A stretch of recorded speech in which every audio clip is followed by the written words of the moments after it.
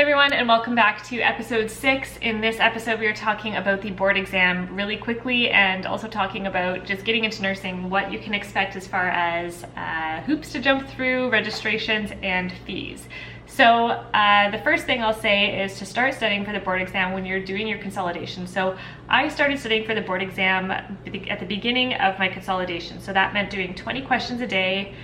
Sometimes it was 10 questions, but I aimed to do 20 questions a day for those 3 months that I was doing consolidation. Now, the reason that I did this is because you have 3 different windows that you can write your exam. So there was a September window and also a November window, and then it was jumping into the new year and doing a January window.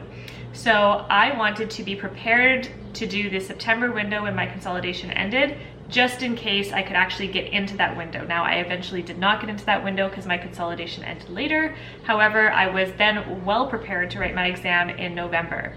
So if I can give you any recommendation at all, is preparing to do your board exams, just do questions on questions on questions. Now, the tips that I found helpful for myself were doing the PN Comprehensive Review, which is a textbook, and I believe it was $90. And this is basically my Bible for nursing. I sold all of my other textbooks, but I kept my PN Comprehensive Review book because it has absolutely everything that you learned in nursing. It is not a huge book, but it is very dense and full of information.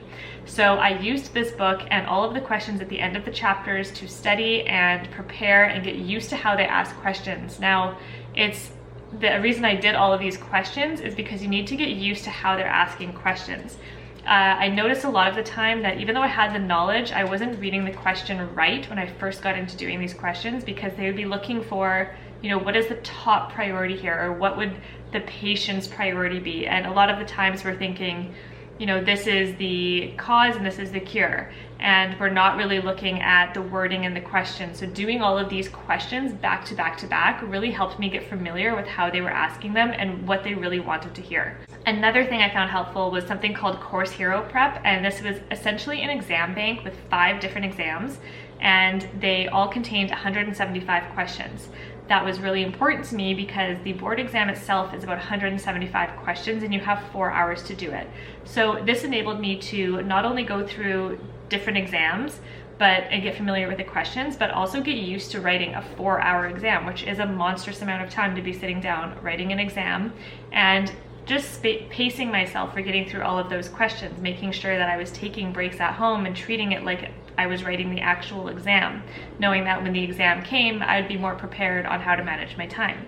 The last thing I did was print practice exams. Now, I wouldn't say that this was the most high yield use of my time, and I did not end up using a lot of these printed exams, mainly because the exams were tested on old material. And of course, anything you're finding on the internet that is free may not be the most current and relevant information. So for my own searching and what I found, the online exams that I printed off were not the most high yield. So advice to Canadian nurses, the PN Comprehensive Review and Course Prep Hero were the 2 top high yield study tips and tools that I used to prepare for my board exam. Now, a bit of information on the Pearson exam itself. So the Pearson exam is held at a Pearson exam center, and it is 4 hours long. So basically you show up, you give your ID, and you are taken into a room with earplugs, and that is it. You're not allowed a notepad or anything like that.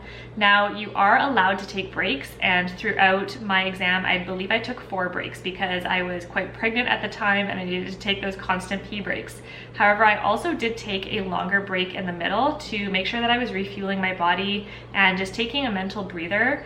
Although the time is counting down, if you've done the practice and you've allocated your time, you kind of have an idea of how long you're going to need to get through the exam. And so for myself, I knew that I had about a 20-minute buffer at the end of the exam if I needed to. So I used that time adequately throughout my exam time to make sure that I took those breaks. The last thing I'll say about the Pearson exam is to have confidence in yourself. Know that if you've gone through the nursing program and you've done well up until now, you've passed your courses, perhaps you've gotten A's and good grades, you know that you know the material deep down and you will get through this exam. It is one of those things where, you know, every time you leave an exam, you never feel good. This exam is no exception. I left feeling like, oh my goodness, I'm not really sure how I did. And you don't leave with a very strong feeling. But if you can just remember and have that confidence in yourself that, hey, I went through all of my nursing over the last many years, and that knowledge is within me and poured out into this exam, you will get through this. So I waited about a month. I wrote my exam early November and I ended up getting my results at the beginning of December. Okay, the costs to be a nurse. So at the end of the day, it was about $1,000 after my education. So when I say $1,000, that is a culmination of my jurisprudence exam, my Pearson exam, my study tools and books that I bought, which equated to about $200 of that, and my ultimate registration with the College of Nurses of Ontario to become a practicing nurse. So at the end of the day, when it's all said and done, make sure you have a little bit of money set aside so that you can prepare for those costs when they do come up, because you're so excited to write your board exams and you're so excited to get practicing as a nurse.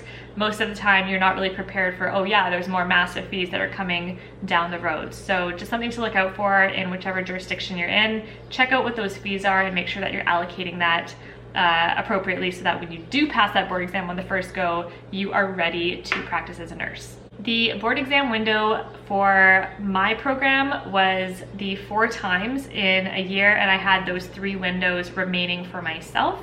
So just a little bit about my timeline. I finished my consolidation in mid-September. I ended up writing in the November window, getting my results in December, and then I registered in January just so that I could have the whole rest of the next year. All right, in closing, thank you guys for following me through these 6 episodes and all of this information.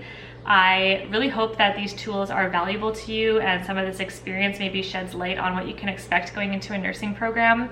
And, you know, be proud of yourself. I am very proud of myself in retrospect, looking back, knowing that, you know, I got through nursing, I maintained being a happy, healthy person, and managed to look back and see how fast that time went and how much it is worth it when you really bust your butt and go out there and study hard and get good grades and know that at the end of the day, you're going to be a very competent and safe healthcare professional.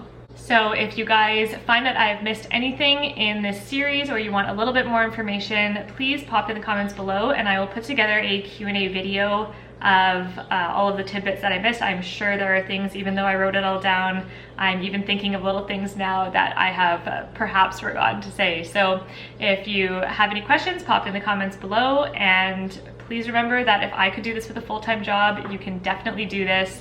And you know, I wish you all the success going forward in your nursing program and in your journey to becoming a nurse. And thank you guys for watching this series. Bye.